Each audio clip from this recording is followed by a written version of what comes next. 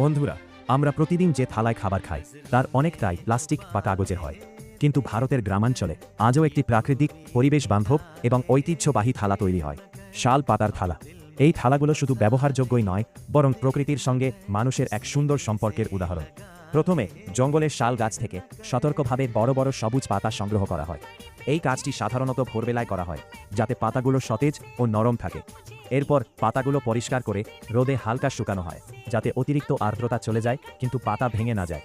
তারপর কয়েকটি পাতা একসাথে সাজিয়ে হাতে বা ছোট কাঠির সাহায্যে সেলাই করা হয়। অনেক সময় বাঁশের চিকন কাঠি ব্যবহার করা হয়, যা পাতাগুলোকে শক্তভাবে ধরে রাখে। এই ধাপে দক্ষতা খুব জরুরি, কারণ থালার আকৃতি সুন্দর ও মজবুত হতে হবে। এরপর এই পাতাগুলো বিশেষ মেশিনে বা গরম প্রেসে চাপ দিয়ে গোল থালার আকার দেওয়া হয়। গরমের কারণে পাতা শক্তভাবে সেট হয়ে যায় এবং থালাটি আরও টেকসই হয়।